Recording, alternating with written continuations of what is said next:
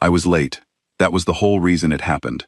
If I had been on time, if I had taken the east corridor like I always did, if I had not spilled my coffee and stopped to clean it up, I would have never turned down the docking concourse at the exact moment she was walking through it. But I was late, and I was rushing, and my data pad was covering half my face because I was trying to read a cargo manifest while speed-walking through the busiest section of Meridian 9. I hit her hard, shoulder to shoulder, the kind of collision that knocks the wind out of you and sends whatever you are carrying straight to the floor. Her crystalline data slates shattered on the metal grating like glass rain. 6 of them, maybe 7, each one worth more than my monthly salary, based on the sound they made when they broke. I stumbled, she stumbled, and for a half second, we just stared at each other. Let me explain something about myself. My name is Luke Ashby. I am a cargo logistics officer for a mid-tier shipping company called Phelan Freight. I am not military. I am not a diplomat. I am not anyone important. I have been living on Meridian 9 for 11 months, doing the same job I did back on Earth, except now I do it surrounded by aliens who smell like wet copper, and corridors that hum at a frequency that gives me headaches when I am tired. I am, by every measure that matters, an ordinary man doing ordinary work in an extraordinary place. And she was Vaylari. I had seen Vaylari before, but only from a distance. They kept to themselves. They moved through the station like whispers, tall and graceful, their translucent skin casting soft light on the walls around them. But I had never been this close to one. I had never looked directly into a Vaylari face. Her skin was pale, almost like frosted glass, and beneath it ran thin rivers of bioluminescence. Blue, soft, shifting blue, like the deep part of an ocean caught under moonlight. Her eyes were larger than a human's, darker, with no visible iris, just deep wells of indigo that reflected my own startled face back at me. And along her neck, trailing down to her collarbone, were patterns, living patterns, constellations that pulsed and moved with each breath she took. I dropped to my knees and started picking up the broken slates. "I am so sorry," I said. "I was not looking. That was completely my fault. I will pay for these. I do not know how, but I will figure it out." She knelt across from me. Her movements were slow, careful, like someone who had been taught that every gesture should mean something. She gathered the broken pieces without a word. Her glow shifted, blue to soft violet. The patterns on her neck moved faster. And I looked at her, and it just came out. God, you are beautiful. I did not plan it. I did not think about it. It was not a line. It was not smooth. It was the kind of thing that falls out of your mouth before your brain has time to catch it, like a sneeze or a swear word when you stub your toe. Just a stupid, honest, involuntary human reaction to something that my eyes could not process without my mouth getting involved. The moment I said it, her glow died. All of it. Every trace of blue, every pulse of violet, every constellation on her neck went dark. She looked like frosted glass with nothing behind it. Blank, empty, still. My stomach dropped through the floor. I had been on this station long enough to know that every species had a different list of things that could get you thrown out of an airlock. The Korvathi considered direct eye contact a challenge to fight. The Melisari would attack you if you touched their food. The Drenari found laughter offensive. I had no idea what the Vaylari considered a killing offense, but based on the way she had just shut down like a powered-off lamp, I was fairly certain I had found it. "I am sorry," I said again, faster this time. "I did not mean that. I did mean it, but I should not have said it. It was inappropriate. I do not know your customs. Please do not report me, or do. That is your right. I am just very, very sorry." She did not move. She did not speak. She just knelt there, holding the broken shards of her data slates in her long, delicate fingers, staring at me with those impossible dark eyes. Then her glow came back. But it was not blue. It was not violet. It was gold. Warm, deep, radiant gold, like sunrise through amber, like honey held up to a flame. It started at her chest and spread outward, flooding her translucent skin until her entire body was glowing with a light I had never seen on any Vaylari, in any corridor, at any hour of any day in 11 months on this station. Her voice, when she finally spoke, was so quiet I almost missed it. "Say it again, human." I did not say it again.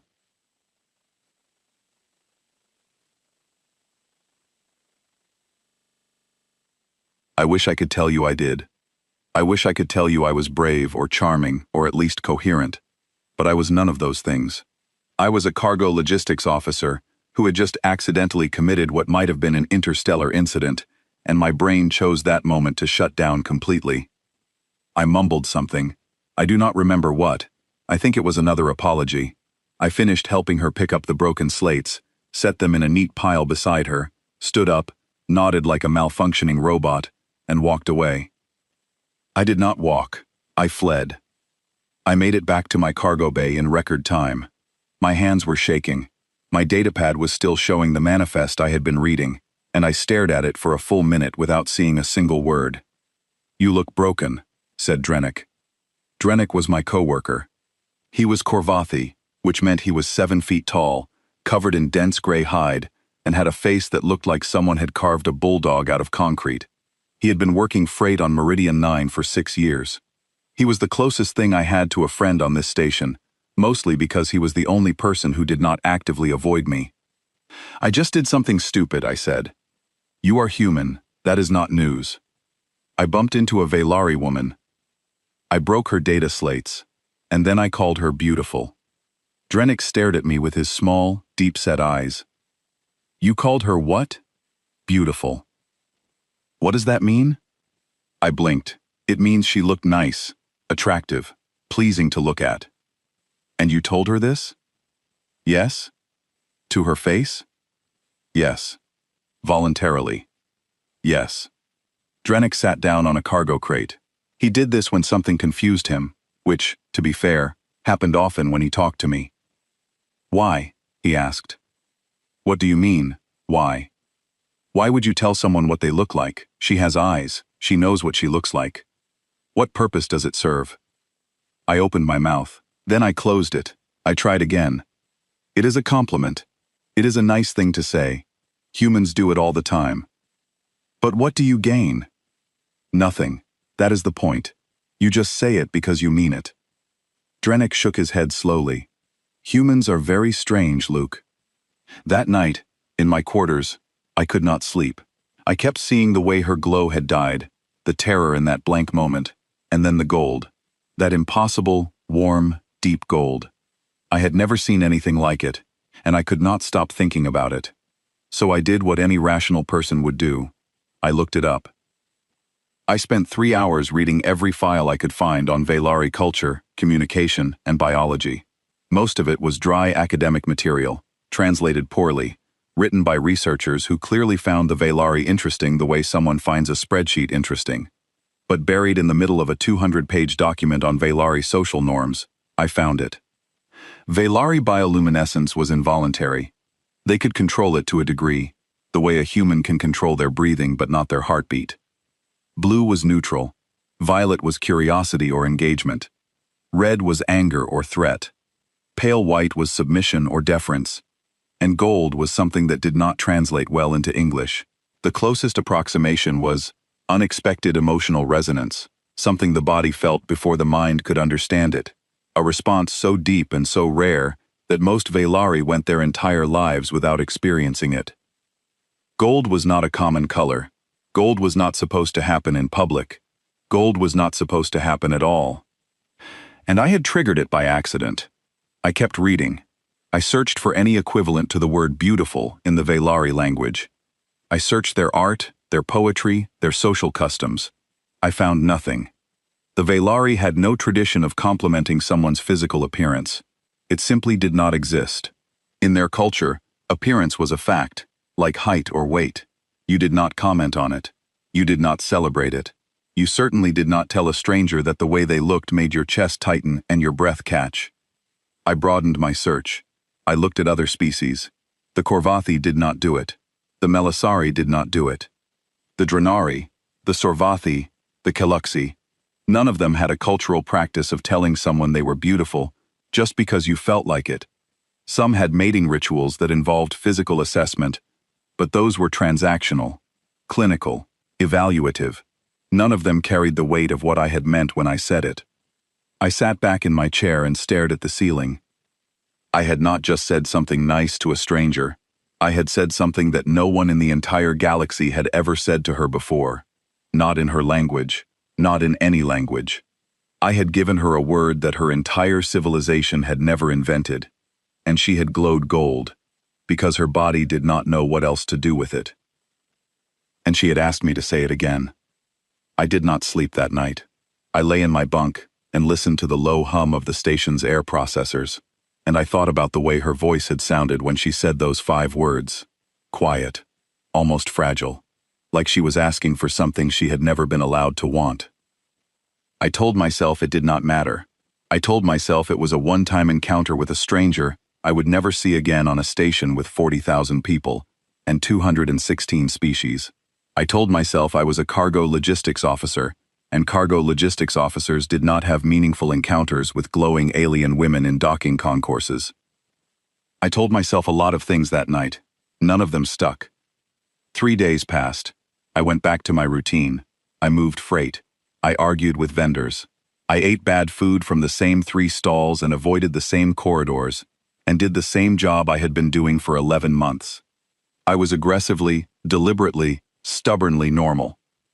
On the morning of the 4th day, she walked into my cargo bay. I was on my knees behind a pallet of thermal regulators, checking serial numbers against my manifest, when I heard footsteps that did not sound like Drennick's heavy tread. I looked up and there she was, standing in the doorway of Bay 14 like she belonged there, tall, straight-backed, glowing a calm, steady blue. She was wearing something different from the day we collided, a fitted gray garment that wrapped around her torso and fell to her ankles, leaving her arms bare. Her bioluminescent patterns were more visible now. They traced up her forearms in spiraling lines, like rivers mapped on living skin. I stood up too fast and cracked my head on the edge of the pallet. "Hello," she said. "Hi," I rubbed the back of my skull. "Can I help you with something?" "I am here about a shipment discrepancy. Bay 14, Cargo Manifest 7731. There is an inconsistency in the weight declaration." I frowned. I pulled up Manifest 7731 on my datapad. I checked it once. I checked it twice. There was no discrepancy. The weights matched perfectly. The seals were intact. Everything was exactly where it was supposed to be. "I am not seeing an issue," I said carefully. "Perhaps you should check again." I checked again. Still nothing. I looked up at her. Her glow was cycling slowly between blue and something I could not identify. A color between violet and silver that I had not seen before. She was watching me with those deep, dark eyes, and for the first time, I realized something that should have been obvious from the beginning. There was no shipment discrepancy. She was here for me. "There is no issue with this manifest, is there?" I said. The silver violet in her skin deepened for a moment, then settled back to blue. "No," she said, "there is not." We stood there in my cargo bay, surrounded by crates of thermal regulators and the distant clang of loading arms, and neither of us seemed to know what to do next.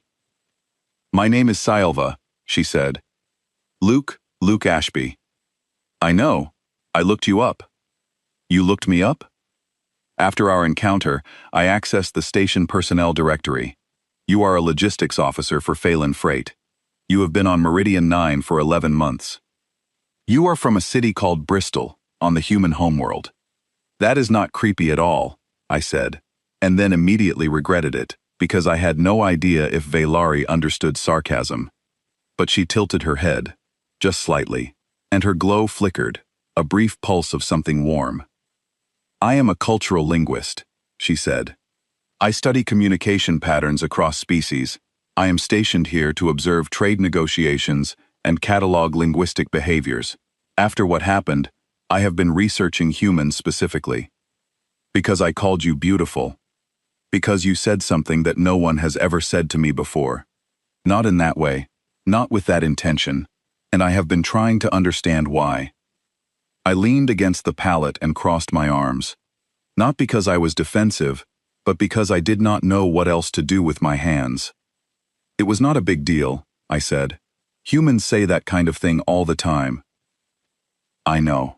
That is what makes it remarkable. She took a step closer. Not a big step, just enough that I could see the finer details of her skin, the way the light moved beneath it like slow currents in deep water. I have read your literature, she said, your poetry, your song lyrics, your greeting card traditions. You have entire industries built around telling other people that they are pleasing to look at. You have words for it that number in the hundreds: beautiful, gorgeous, stunning, lovely, radiant, each one carrying a slightly different meaning, a slightly different weight. We do have a lot of words for it, I admitted. No other species does. That stopped me. None of them? I have checked, extensively. In the past 3 days, I have cross-referenced the linguistic databases of 47 species on this station. None of them have an equivalent tradition. The Corvathi have assessment terms for mating viability, but those are clinical. The Melisari have dominance displays that reference physical size, but those are competitive.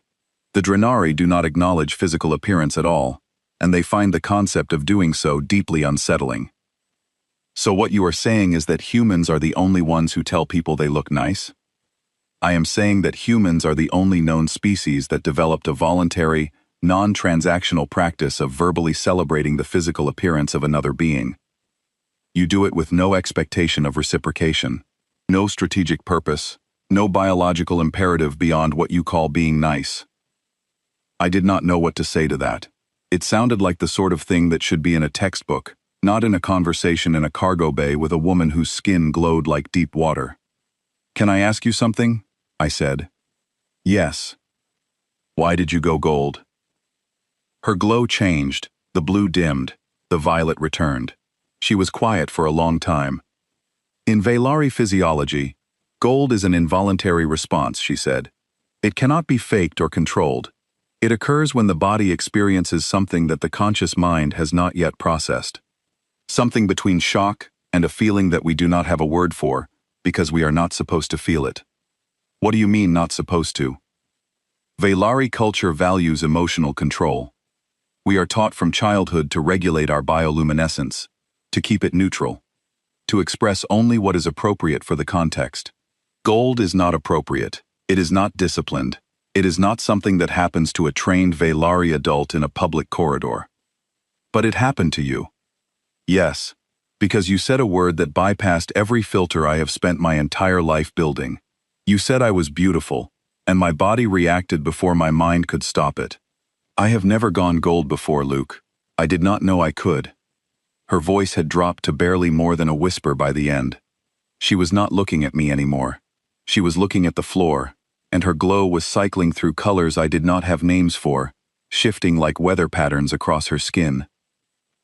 That is why I am here, she said, not because of a shipment discrepancy.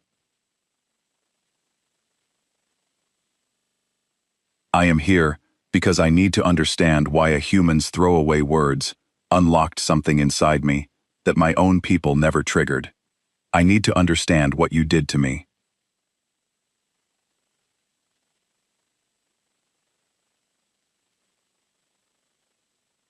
I did not do anything to you, I said gently. I just said what I saw. She looked up, her eyes met mine. That, she said, is exactly the problem. We talked for 2 hours that first day. Drennick came back from his break, saw a glowing alien woman sitting on a crate in his cargo bay, and quietly turned around and left. I owed him for that. Sayelva asked me questions about human compliments the way a scientist asks about particle physics. How did we decide when to say them? Were there rules? Did the recipient have to earn them? Could you compliment a stranger? What happened if the compliment was not returned? I answered as best I could. I told her that compliments were free, that they did not require permission or context or a pre-existing relationship, that a human could walk past a stranger on the street, say, "Nice jacket," and keep walking, and both people would feel slightly better for the rest of the day.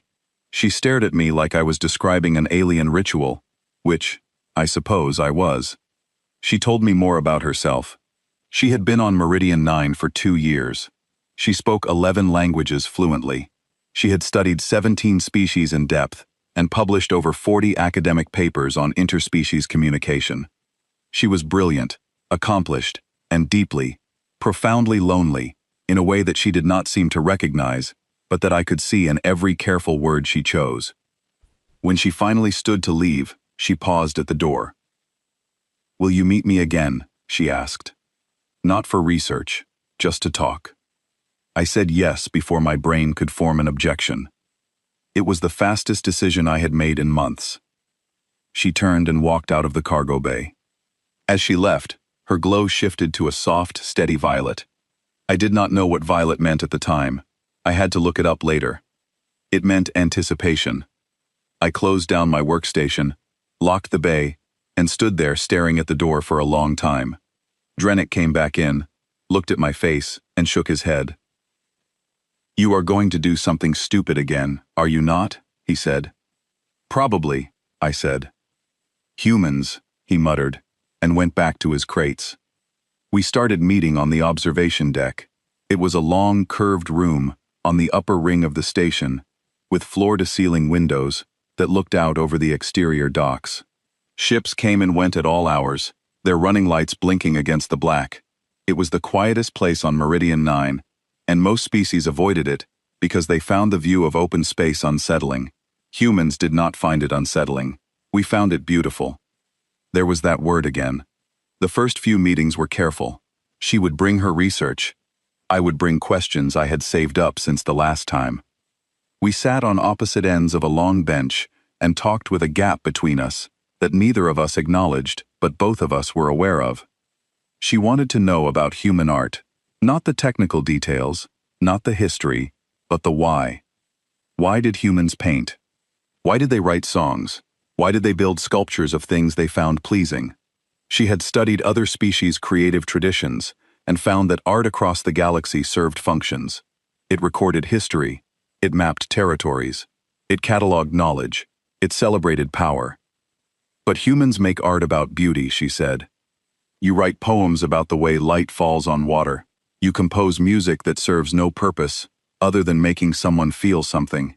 You build statues of your own bodies, not because you are recording anatomy, but because you find the shape of yourselves worth celebrating. Is that weird? I asked. It is unique. I have data from 63 spacefaring civilizations. Not one of them has an artistic tradition built around the concept of aesthetic pleasure for its own sake. You are the only ones. What about the Velari? You have those light patterns, the way you glow. That seems artistic to me. Her glow dimmed slightly. Our bioluminescence is biological. It is not art.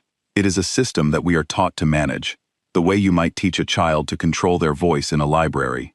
It is not celebrated. It is regulated. That seems like a waste. She looked at me. What do you mean? I mean, you have this incredible thing happening under your skin. Living light, moving patterns that change with what you feel. And your culture treats it like a problem to be solved instead of something worth looking at. Her glow pulsed, a quick flash of something warm before she pulled it back to neutral blue. You are doing it again, she said. Doing what? Seeing something and saying what you think of it, without permission, without calculation, just honesty. Is that bad? No, it is terrifying. We sat in silence for a while after that, watching a Melisari freighter undock and drift away into the dark. Tell me about your mother, she said. I was surprised by the question. My mother? You mentioned her once. You said she called sunsets painted. I want to understand what kind of species raises its children to see the world that way. So I told her about my mother. Her name was Claire, and she had been an art teacher at a primary school in Bristol. She painted watercolors in the evenings and hung them on every wall in our house, not because they were good, but because she believed that a home should be full of attempts. She used to take me to the park after school and point at the sky and say things like, "Look at that, Luke. Someone painted that just for us today." She said it every time, every sunset, like it was always the first one she had ever seen. Sayelva listened without interrupting. Her glow shifted through colors I was starting to learn. Violet for engagement, a pale silvery blue for something close to tenderness. And when I finished, she was quiet for a long time. "Your mother taught you that the world was beautiful," she said, "and you grew up believing it.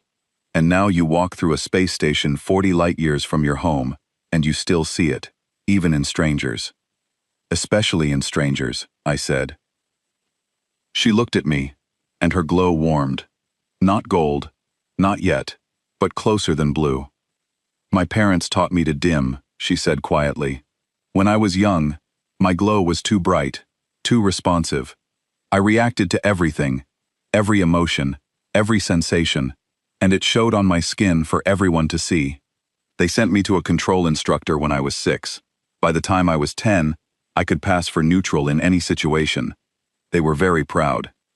"That is awful." "It is normal. Every Velari child goes through it. Normal and awful are not mutually exclusive." She almost smiled. I was learning to read the tiny movements of her face, the subtle shifts that would have been invisible to me a week ago. The corners of her mouth did not turn up the way a human's would, but there was a softening around her eyes, a relaxation of the tension she always carried in her jaw. We kept meeting. Every evening. Same bench, same view. The gap between us got smaller, not because either of us moved deliberately, but because we kept leaning in when the other was talking, and neither of us leaned back.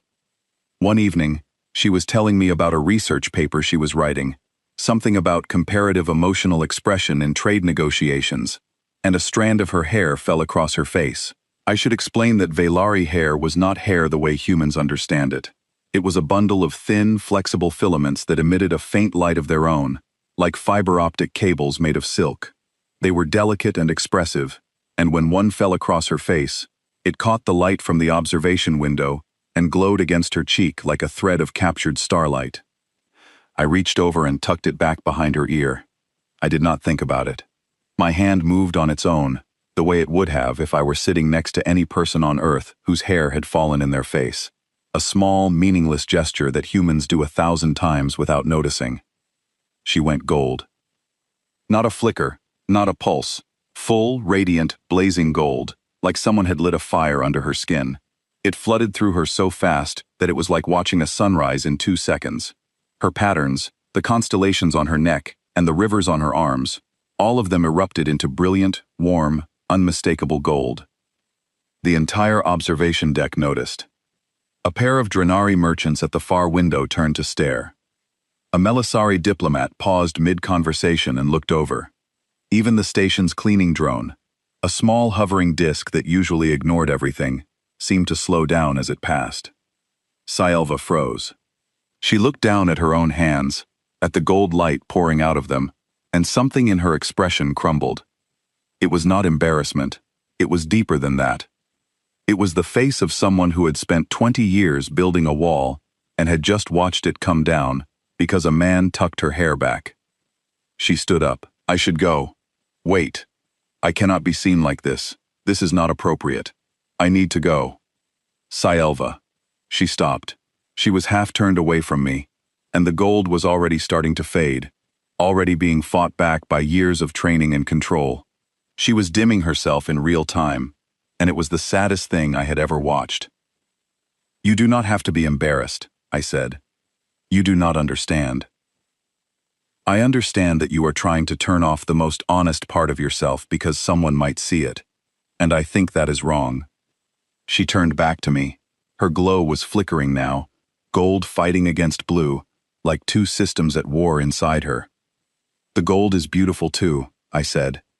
She stared at me. She was breathing faster.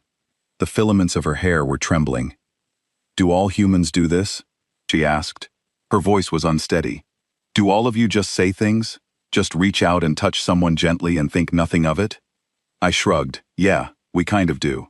She sat back down, not on her end of the bench, right next to me, close enough that I could feel the warmth of her glow on my arm, close enough that her light cast patterns on my skin, borrowed constellations that shifted and moved with her breathing. We did not talk for a while. We just sat there, two people from two completely different worlds, watching ships come and go through the window, while the gold slowly, reluctantly, faded from her skin. I did some more research, she said eventually. About humans? About human art. Specifically, about human art that depicts other beings. Do you know what I found? Tell me. You are the only known species that consistently creates art celebrating the beauty of others. Not just other humans. Others. You paint landscapes. You photograph galaxies. You write poetry about animals, about flowers, about the way rain sounds on a roof. You have this relentless, uncontrollable compulsion to look at the universe around you and declare it beautiful. And other species do not? Other species create art about power, about territory, about knowledge, about survival. They make art that says, I am strong, or I was here, or I understand this. Only humans make art that says, I saw this, and it was beautiful, and I needed everyone to know. You are the only ones who look outward and feel compelled to celebrate what you see. I did not know what to say to that. It sounded enormous. It sounded like she was describing something fundamental about my entire species, and I was sitting here in a cargo officer's uniform, struggling to process it. Is that why the word hit you so hard? I asked. Because nobody else has it? It hit me hard because you meant it. In my research, I have found species that perform flattery for political gain, species that assess mates based on physical criteria, species that rank each other's appearance for social hierarchy. But none of them do what you did. None of them look at a stranger, feel something, and just say it out loud, because the feeling was too true to keep inside. That is uniquely, incomprehensibly human. The lights on the observation deck flickered. It was getting late. The late shift traffic was thinning out, and the silence of space was pressing against the windows. Word is getting around, I said. People saw you go gold. I know. Is that going to be a problem? She was quiet for a moment. Her glow settled into that silver-violet color I had seen before, the one that seemed to mean she was thinking about something she did not want to think about. My superior has requested a meeting with me, she said. Attaché Corvan. She oversees all Velari cultural personnel on this station. What does she want? To discuss my recent emotional display. In Velari terms, what happened on this deck tonight was a significant breach of professional conduct. You glowed gold. That is a breach? In public. Involuntarily. In front of members of 3 other species. Yes, Luke. That is a breach. I felt something tighten in my chest. Anger. Not at Syelva, at a system that could look at what I had seen tonight, that pure, honest, involuntary expression of feeling, and call it a violation.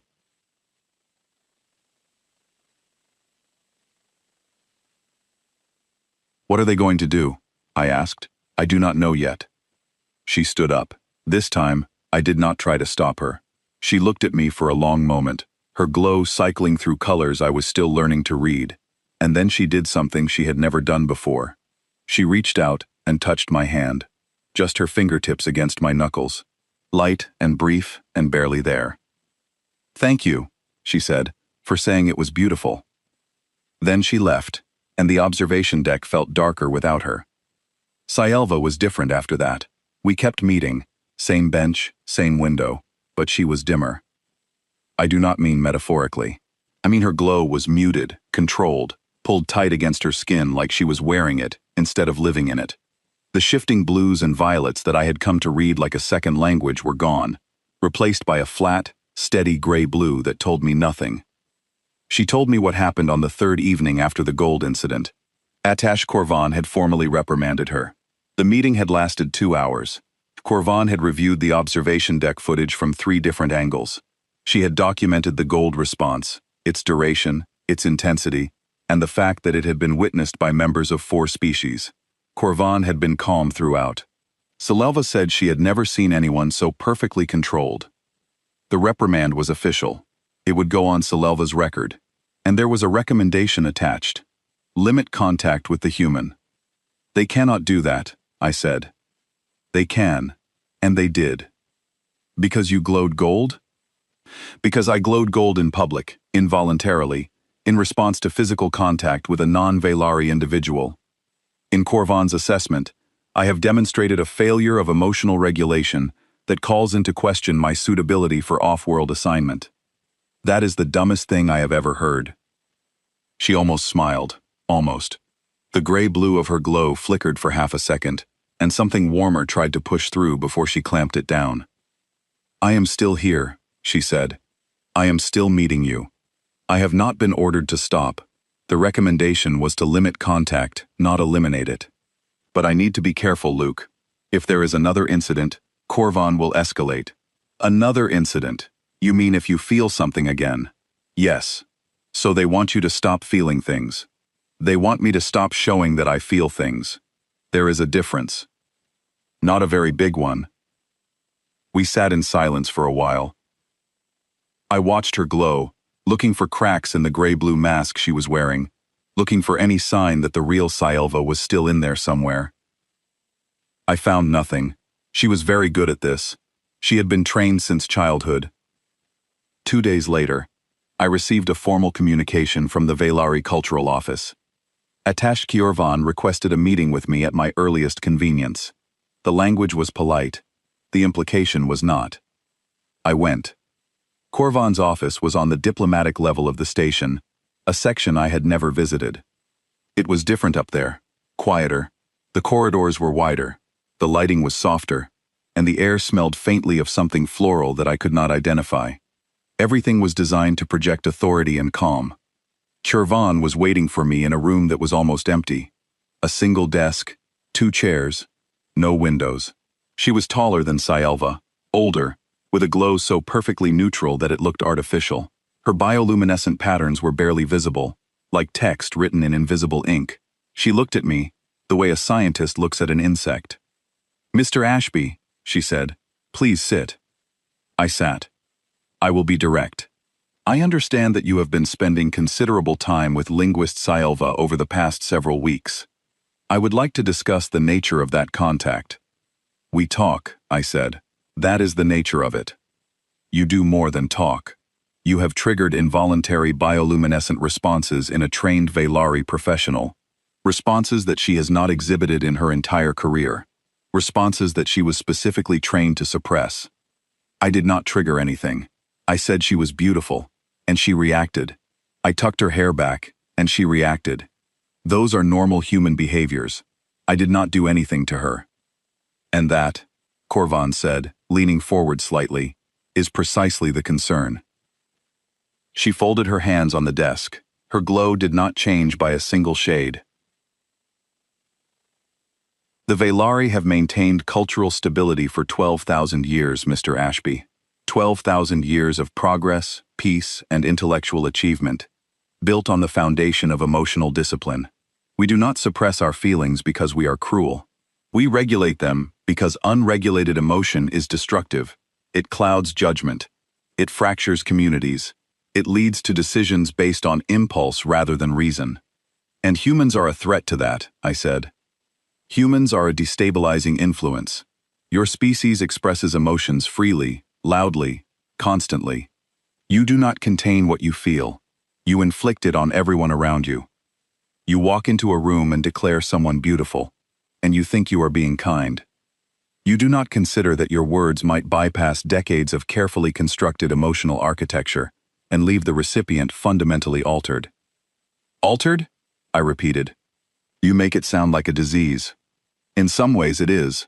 Saelva has been a model Velari citizen for her entire life. Disciplined, controlled, exemplary, and in 2 encounters with a human cargo officer, she has exhibited involuntary responses that she cannot regulate. That is not growth, Mr. Ashby. That is a system failure. I looked at Korvan for a long time. She looked back at me with those deep, dark Velari eyes, and I searched for any sign of doubt, any flicker of color beneath that perfect neutral glow. I found nothing. Can I ask you something? I said. You may. When was the last time you saw Saelva glow gold? Korvan did not answer immediately. There was a pause. Brief, barely noticeable, but it was there.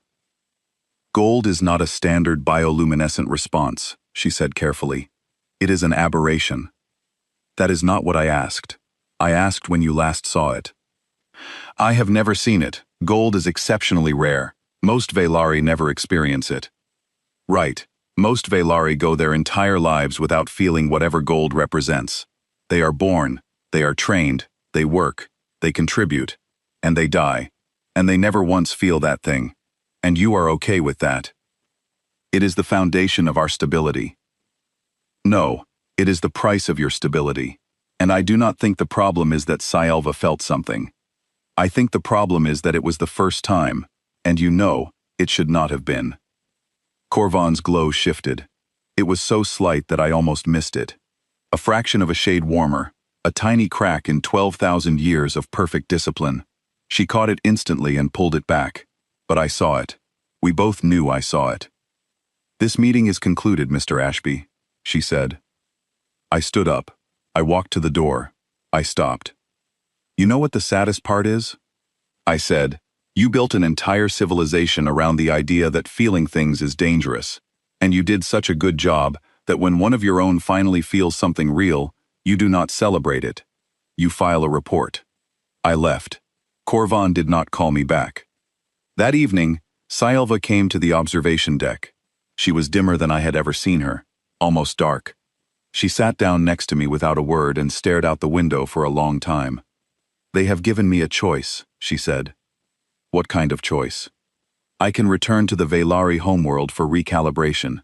It is a process. They adjust your neural responses. They strengthen the connections that regulate emotional output. When it is done, you feel less. You glow less. You are more stable." "That sounds like they are going to lobotomize you." "It is not physical. It is conditioning, deep conditioning. It takes about 3 months. When I come back, I would be more controlled. The gold response would not happen again." "And the other option?" "Reassignment. A remote monitoring post on the edge of Velari space. Minimal contact with other species. I would continue my research, but only through archived materials. No field work. No direct observation."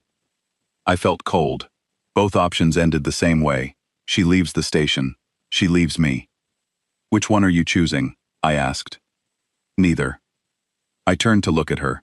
Her glow was doing something I had not seen before. It was not blue. It was not gray. It was not any color I could name. It was shifting, cycling, like her body was trying to find a frequency that matched what she was feeling and could not settle on one. "There is a third option," she said. "It is called a cultural exception filing. It is a legal mechanism in Velari law that has not been used in 800 years. It allows a Velari citizen to formally declare that contact with another species has expanded their understanding of self in a way that benefits Velari knowledge as a whole. 800 years. Why has nobody used it? Because it requires a public hearing. It requires testimony. It requires the filing citizen to demonstrate, in front of Velari officials, that the contact was meaningful, that it produced genuine growth, and that suppressing it would represent a loss to Velari understanding. So, you have to stand up in front of your bosses and defend the fact that you felt something. Yes. And if they reject it? Then I go home for recalibration. No appeal." I looked at her. She was sitting very still, but her glow was wild, colors I had never seen fighting for dominance beneath her skin. She was terrified. I could see it in every shift, every pulse, every flicker of light that she was fighting to contain.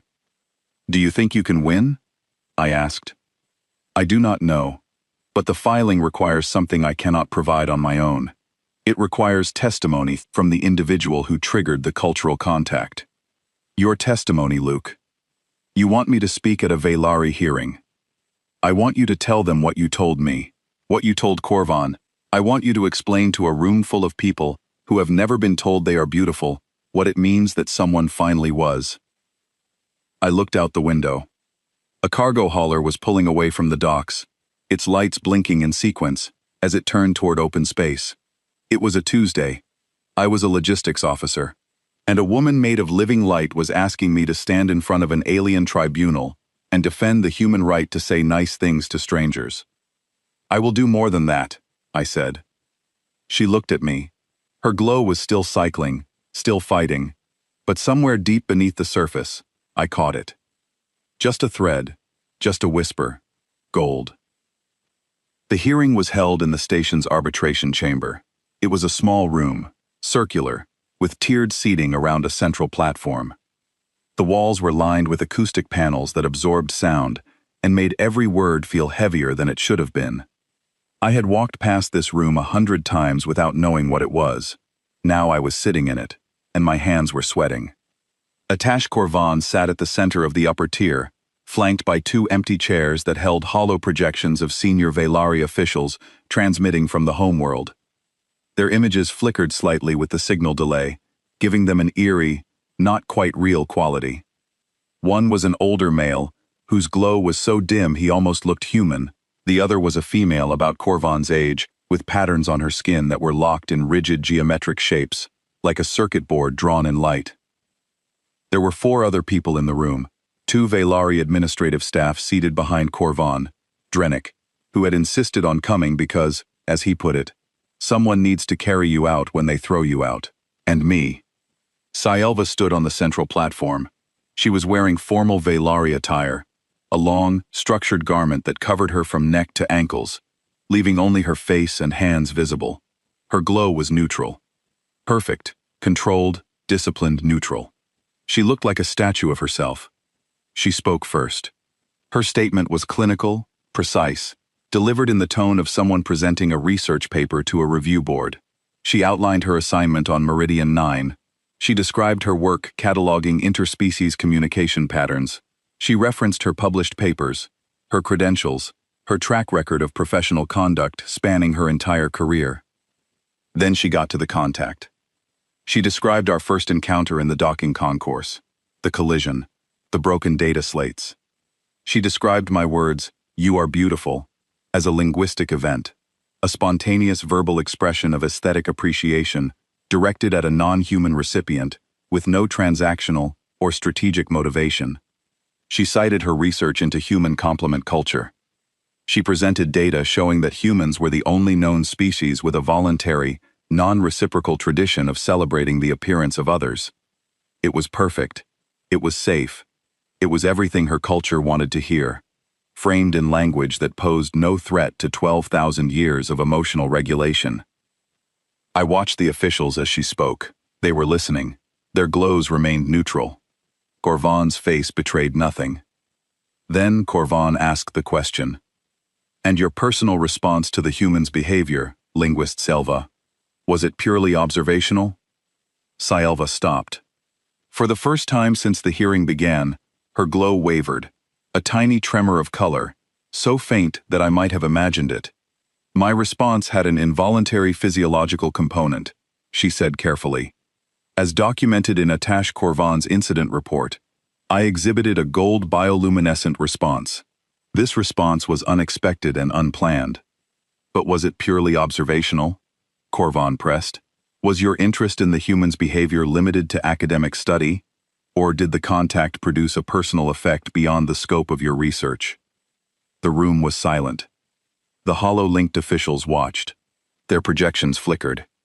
Saelva opened her mouth, closed it. Her glow cycled through 3 colors in rapid succession, and then she clamped it down to neutral again. "It produced a personal effect," she said quietly. Korvan nodded. "Thank you. We will now hear from the human." I stood up. My legs were not entirely steady. I walked to the center of the room and stood where Saelva had stood, and looked up at 3 Velari officials who had never been told they were beautiful, and probably never would be. I had not prepared a speech. I had not written notes. I had thought about what I wanted to say for 2 days, and I had come up with nothing that felt adequate, so I decided to do the only thing I knew how to do. I decided to be honest. "My name is Luke Ashby," I said.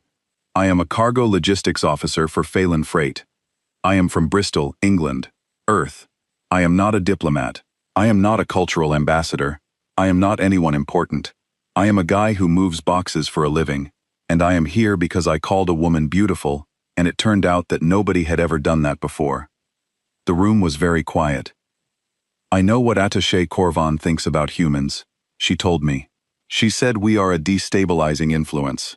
She said we express our emotions too freely, and that our habits are dangerous. And she is right. We do express our emotions freely. We do say what we feel. We do reach out and touch people without calculating the consequences first. We do look at strangers and tell them they are beautiful when the light hits them a certain way. And I understand why that frightens you. I looked at Corvan. She looked back at me with that perfect, neutral glow. But I did not come here to apologize for being human. I came here because Sayelva asked me to explain what happened. And the truth is, nothing happened. Nothing remarkable. Nothing calculated. Nothing that any human anywhere in the galaxy would consider unusual. I bumped into her in a corridor. I broke her things. I helped her pick them up. And while I was doing that, I looked at her, and I thought she was beautiful. And I said so. That is it. That is the whole story. I paused. I could feel my heart beating in my throat. On Earth, we call that a Tuesday. We do it every day. We do it to friends and strangers and co-workers and people we pass on the street. We do it because we believe that when you see something beautiful, the right thing to do is say it out loud. Not because it benefits you, not because it gives you power, but because beauty is not supposed to be a secret. It is supposed to be shared. I turned to look at the holo-linked officials. Their projections stared back at me with blank, flickering faces. Sayelva did not malfunction when she went gold. She did not fail. She did not break. She experienced something that your culture taught her was impossible, and her body responded with the most honest signal it had. You call it a breach. I call it proof that she is working exactly the way she is supposed to. I turned back to Corvan. You trained her to hide the most honest part of herself, and the first time someone told her she did not have to, she lit up like a sun. That is not instability. That is what happens when someone has been in the dark their whole life, and somebody finally turns the lights on. The room was silent. Not just quiet. Silent. The kind of silence that has weight. I looked at the holo-linked officials. The older male with the dim glow was staring at me, with an expression I could not read. And then I saw it. A shift. So small, so faint, that if I had blinked I would have missed it. His glow moved. Not gold. Not anything dramatic. Just a slight warming. A tiny fracture in a lifetime of perfect control. I looked at the female official. Her rigid geometric patterns had softened at the edges. Just barely. Just enough to notice. I looked at Corvan. Her glow was trembling. I could see it in her hands, in the patterns along her wrists that she kept perfectly hidden under her sleeves. The edges were blurring. The control was slipping. I had done something I had not intended. I had not just spoken to their minds. I had spoken past their training, past their conditioning, past 12,000 years of cultural architecture, and I had reached whatever was underneath. The same thing that lived under Sayelva's surface. The thing they had all been taught to bury. Nobody said anything for a long time. Then the older official spoke. His voice was quiet, measured, but there was something in it that had not been there before. The cultural exception filing is granted, he said. Linguist Sayelva's record will be cleared. This hearing is concluded. Corvan did not object. She did not speak at all. She sat in her chair, and her glow continued to tremble at the edges, and I watched her fight a war inside herself that she had probably been fighting for longer than I had been alive. The officials disconnected. The administrative staff filed out. Drennick stood up from his seat in the back and gave me a single, slow nod, which was the Korvathi equivalent of a standing ovation. As I walked toward the door, Corvan spoke. Mr. Ashby. I stopped. She was still sitting. Her glow was nearly back to neutral, but not quite. There were edges that had not fully settled, colors that were still trying to find their way home. Your species is reckless with its emotions, she said. I know. You say things without considering the consequences. You feel things without restraint. You reach out and touch people and change them, and then wonder why they are different afterward. I know that too. She was quiet for a moment, and then, so softly that I almost did not hear it, she said, "But perhaps you are not wrong." She left before her glow could betray her further. I found Sayelva on the observation deck. Our bench. Our window. Ships were passing in the dark outside, their lights tracing paths across the black, and she was sitting there waiting for me, and she was glowing. Not the muted gray blue of the past weeks, not the careful, controlled neutral of the hearing. She was cycling through colors freely, openly, like someone who had taken off a mask they had been wearing for their entire life. Violet and silver and pale blue and warm amber, shifting and flowing and alive. I sat down next to her, right next to her. No gap, no distance. "How did it go?" she asked, though she already knew. "You are free," I said. "Record cleared, exception granted." She nodded. Her glow pulsed warmer. We sat in silence for a while, watching the ships. The station hummed around us. Somewhere below, Drennick was probably telling the story to anyone who would listen, and somewhere above, Corvon was sitting in her empty office, trying to put 12,000 years of certainty back together after a cargo officer from Bristol had put a crack in it. "I have been thinking about what you said," Sayelva told me. "About art. About how humans look at the universe and feel compelled to celebrate what they see." "What about it?" "I think I understand it now. Not as a researcher, not as a linguist. I think I understand it the way you understand it, from the inside. I think I understand why your mother called sunsets painted. I think I understand why you write songs and poems and build statues. I think I understand why you looked at me in a corridor and said something that no one in the galaxy had ever said to me before." "Why?" "Because some things are too beautiful to keep to yourself. And the bravest thing you can do is say them out loud and hope that the person hearing them understands that you are offering them something free." I looked at her. The light was moving under her skin like something alive, like something that had been sleeping for years and was finally waking up. The constellations on her neck were brighter than I had ever seen them, and her eyes, those deep, dark, impossible eyes, were looking at me with an expression that I did not need a cultural database to translate. "You never did say it again," she said. I remembered. The corridor. The broken data slates. The gold. Her voice, quiet and fragile, asking for something she had never been allowed to want. "Say it again, human." I looked at her, at the living light beneath her skin, at the patterns that told her story, in a language older than words, at the way she held herself, like someone who had just learned she was allowed to stand in the sun. "You are beautiful, Sayelva," I said. She glowed. Warm, deep, radiant gold, brighter than the first time, brighter than the observation deck, brighter than anything I had ever seen. It poured out of her like she had been saving it her whole life. And maybe she had. The entire room filled with it, warm and golden and unashamed. And for the first time, she said it back. Not in Velari. Not in the careful, measured language of her people. She said it in English. My language.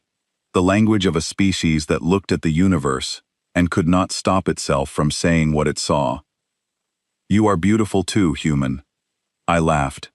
Not because it was funny, because it was real, and honest, and true, and because a woman made of living starlight had just used my species' most reckless, most wonderful, most fundamentally human invention, a free compliment, given without expectation, without strategy, without anything but the simple belief that some things deserve to be said out loud. The galaxy is full of species that mastered warp drives and quantum engineering and stellar cartography. They mapped black holes and harnessed dying stars and built civilizations that lasted longer than most of our continents. But none of them, in all those millennia of progress, ever figured out how to tell someone they were beautiful. Humans did not conquer the stars with warships. We did not earn our place at the table with technology or tactics or military might. We earned it one honest word at a time, one compliment, one poem, one song, one small, reckless, beautiful act of seeing someone and telling them what we saw. And sometimes, just sometimes, the universe needed a cargo logistics officer from Bristol to remind it that the bravest thing you can do is look at someone and say what your heart already knows. She leaned against me. I felt her warmth, her light, the soft hum of her glow against my shoulder. Outside the window, the ships kept moving, the stars kept burning, and the galaxy kept spinning, utterly unaware that everything had just changed because one human being had looked at one alien woman and said the simplest, truest, most human thing there was. You are beautiful. And she was.